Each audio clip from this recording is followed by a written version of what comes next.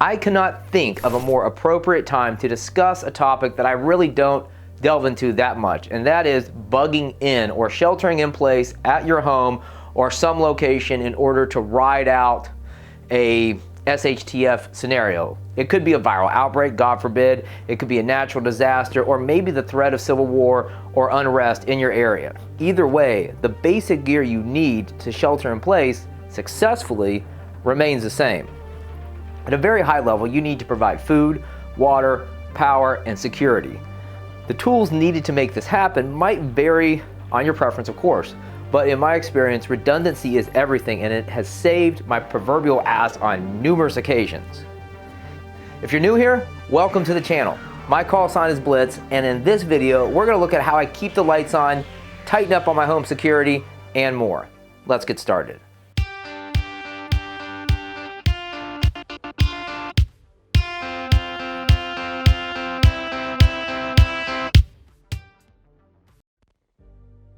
Electricity isn't essential for human survival, but it sure does make life actually livable. I mean, how many of us live without air conditioning, lights, heat in the winter, a refrigerator? These are things that the first world just takes for granted. So when the lights do go out and the power is gone, then you realize how much you actually rely on electricity. Now, the usual approach to restoring power is this. So here goes.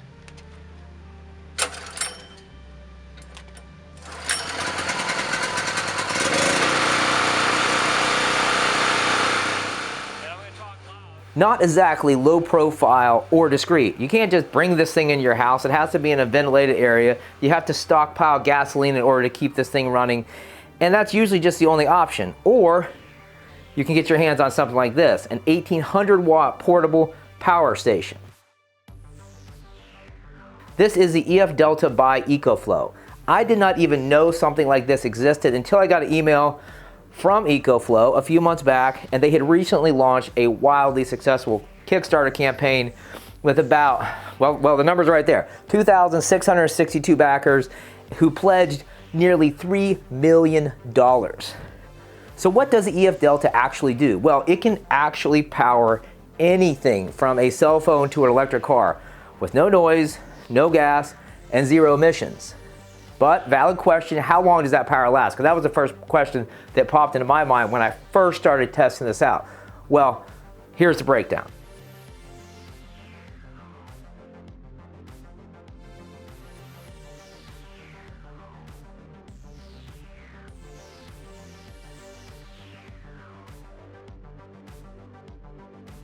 Being the extreme person that I am, I skipped over charging the little stuff and went straight to the full-size fridge.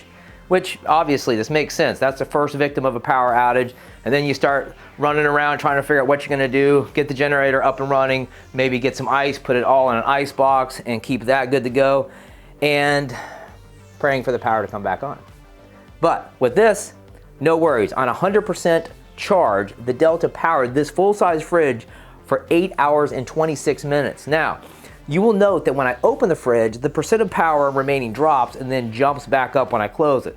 So the reason is the EF Delta is just sitting there kind of in idle mode, just providing the minimal amount of power that it needs to keep the fridge running. When you open up that door, the temperature changes, and when the temperature changes, obviously your fridge has to switch into a different mode in order to adjust the temperature to the pre-settings that you have in there. So that's why that switches out. I wasn't sure for a minute when I looked at it, I'm like, that's weird. I open up the door and the percentage remaining changes, but that's the reason why. After these impressive results with the fridge, I moved on to powering the little stuff.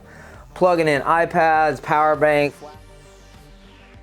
AirPods, you name it, not even breaking a sweat. So yes, the Delta can power basically anything you plug into the wall. Now on to recharging. You got two options, plug it in or break out the solar panel array.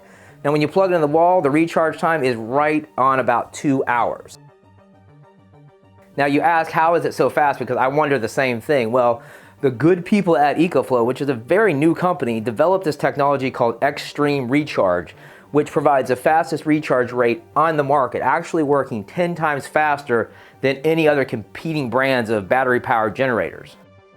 Solar obviously is going to be a bit slower. I was kind of disappointed because it was so slow, and the only reason why was because there was no sun out for weeks on end, and that's just how it is here in Florida during winter. It just rains a lot and it's overcast. So I wasn't able to get that day of perfect sunlight, but according to the Kickstarter campaign, with perfect sunlight, no clouds, and 400 watt of solar panels, you can get this thing recharged in 4 hours, which is amazing for something this size.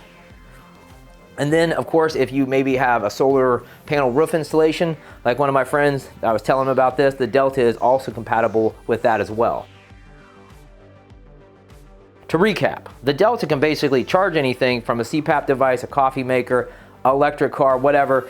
It's quiet, easy to operate, produces 0 emissions, and ships with a gold-plated warranty. So that's how I'm keeping the power on, guys. Let's go ahead and move on to another important survival need.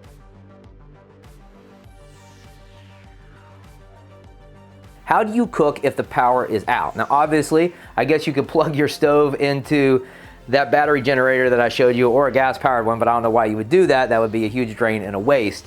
When you might have another option like what I have here is my trusty 2-burner Coleman stove. It's simple, reliable. The only catch is obviously the reliance on propane, but luckily I have a lot of bottles, and then I also have 2 full-size propane tanks, which, now that I think of it, I have those hooked up on my grill, or sorry, not both of them, but one of them. I could probably take one of those tanks, maybe get some type of adapter and be able to hook that up to the stove, and then I'd probably have propane forever.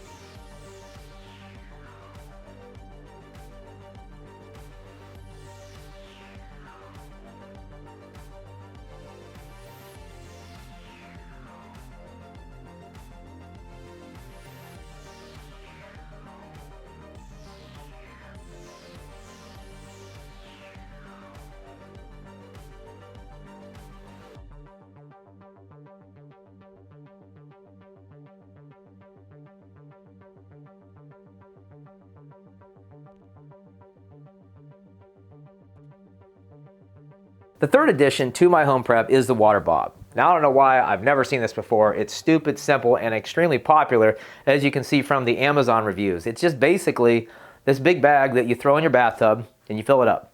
It has a maximum capacity of 100 gallons. Bear in mind that the average tub is, what is it, like 45 to 65 gallons.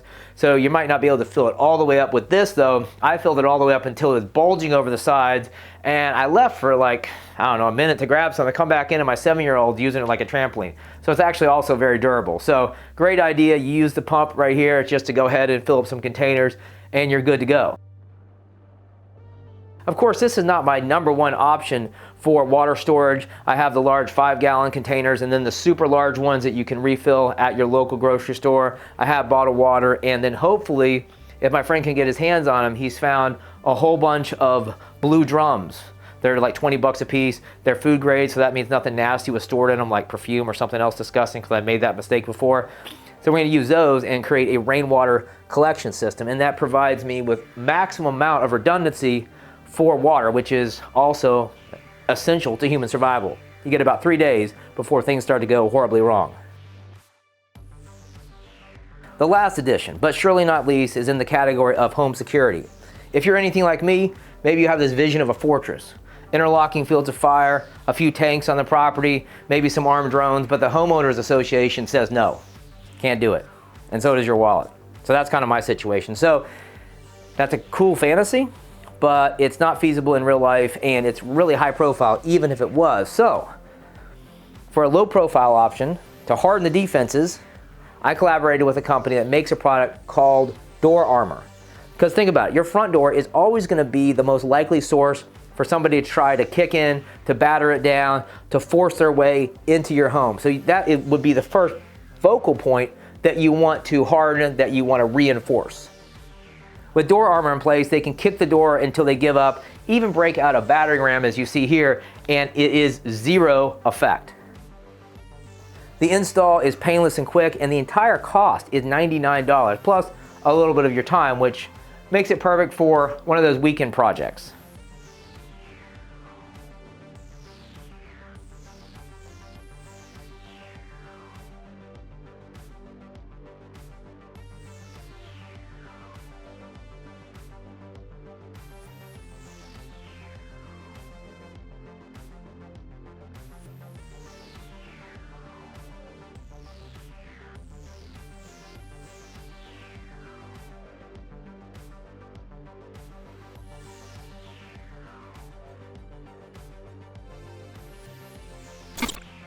Of course, there's more situations to consider when you think about bugging in.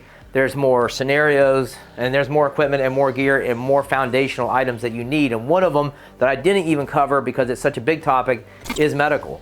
How are you handling your medical kit? Because if you're only responsible for yourself, that makes it pretty simple. But if you're responsible for other people, you need a fully functional first aid kit for everybody. You might go with a medic bag like what I have here or something else, but you need to take those variables into account. And then thinking about preps that maybe aren't essential, the armed drone, I wasn't even joking. Hypothetically, that would be great. Of course, I guess it's probably illegal in real life. But hey, listen, if it's on that level, I will absolutely put a weapon on that thing. I don't know how I'll do it. Zip ties, duct tape, we'll make it work. But anyways, an armed drone would be awesome for a million of reasons. So there's tons of things you can do, guys. Hit me up in those comments. Let me know your thoughts on bugging in, sheltering in place. And as always, thanks for watching. See you in the next video. Show your support for the channel by checking out the wide range of survival gear available at thesurvivaloutpost.com. We stock only top quality, rugged, tactical equipment and apparel designed to support any mission or situation life may throw your way.